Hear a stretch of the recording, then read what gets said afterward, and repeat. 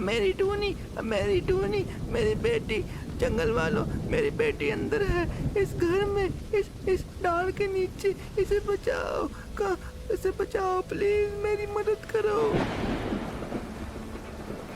मदद की पुकार से डाल और घर के दरमियान में थोड़ी सी जगह होती है। यहाँ से बआसानी डाल की दूसरी ओर जाया जा सकता था। वो फौरन एक बेल पकड़ती है, बेल को पकड़कर जोर लगाते हैं तो डाल अपनी जगह से सिरकना शुरू कर देता है और टूनी को बाहिफाजत बाहर निकाल। ढालपुर नामी जंगल में नीलो नाम की एक चिड़िया रहती थी। नीलो थी तो बड़ी ही सुंदर, लेकिन उसका कद बहुत ही छोटा था, जिसकी वजह से जंगल के सभी पक्षी अक्सर नीलो का मजाक उड़ाते रहते। फिर एक दिन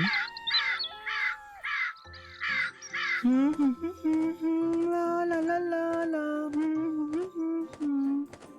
अरे नीलो, वो देख, कबूतर चाचा इतनी गर्मी में अकेले काम कर रहे हैं।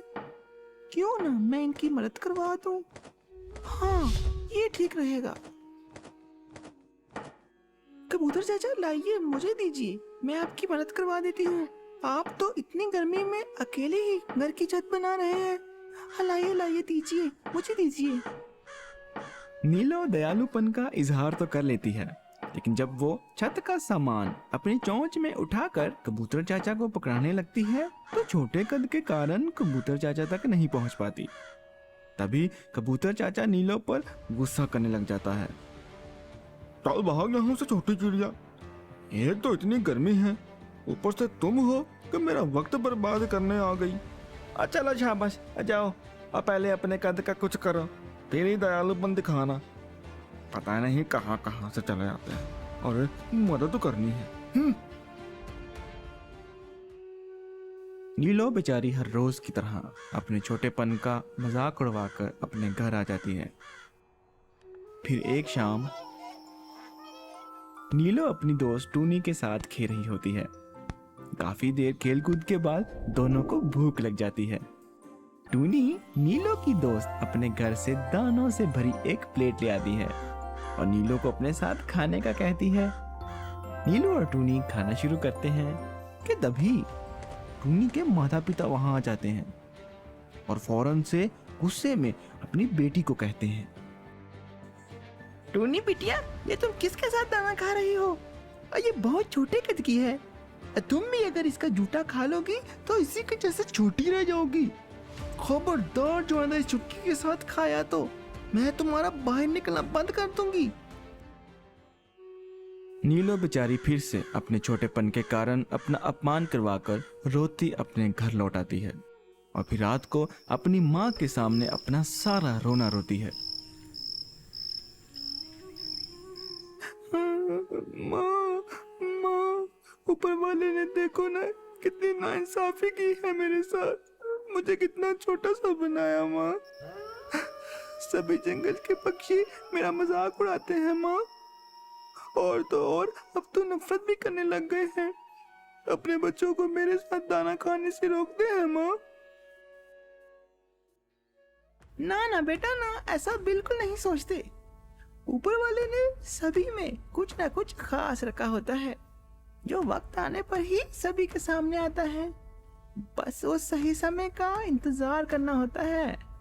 क्या पता तुम्हारी ये खामी, तुम्हारा छोटापन तुम्हारी कितनी बड़ी ताकत बन जाए।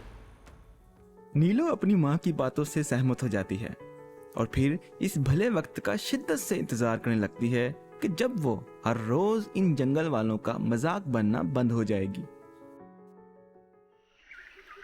काफी दिनों के बाद जंगल में बहुत तेज तूफानी बारिश शुरू हो जाती है, जो थमने का नाम ही नहीं ले रही होती। तेज तूफानी हवाओं के कारण नीलो की दोस्त टूनी का घर जिस डाल पे बना होता है वो नीचे गिर जाता है और टूनी के माता पिता मदद की पुकार करने लगते हैं। मेरी टूनी, मेरी टूनी, मेरी बेटी, जंगल वालों, मेरी बेटी अंदर है इस घर में, इस डाल के नीचे। इसे बचाओ, इसे बचाओ प्लीज, मेरी मदद करो। मदद की पुकार सुनते ही सभी पक्षी जल्दी से आगे बढ़ते हैं। बहुत कोशिश करते हैं कि किसी तरह घर के ऊपर गिरे डाल को अच्छे से पकड़ सकें और नीचे दबी टूनी चिड़िया को जल्दी से निकाल सकें, लेकिन इन्हें कोई रास्ता समझ में ना आ रहा था।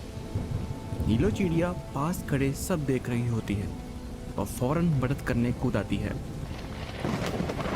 नीलो देखती है कि गिरे डाल और घर के दरमियान में थोड़ी सी जगह होती है, यहाँ से बआसानी डाल की दूसरी ओर जाया जा सकता था।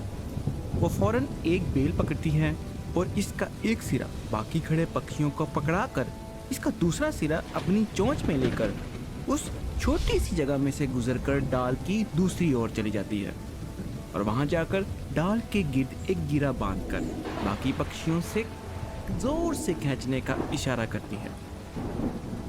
सभी एक साथ मजबूती से बेल को पकड़कर जोर लगाते हैं तो डाल अपनी जगह से सिरकना शुरू कर देता है और टूनी को बाहिफाजत बाहर निकाल लिया जाता है। सभी जंगल वाले नीलो के छोटेपन का ऊपर वाले से शुक्र अदा करते हैं कि नीलो के छोटे कद के कारण आज वो एक छोटी सी कीमती जान बचाने में कामयाब हो गए हैं। उस दिन के बाद कभी किसी पक्षी ने नीलो का मजाक नहीं उड़ाया, बल्कि सारी उम्र उसके आभारी ही रहे। सभी ने माना कि कभी किसी की किसी खामी का मजाक नहीं उड़ाना चाहिए। क्या पता कब ऊपर वाला उसकी खामी को सभी के लिए फायदेमंद बना दे।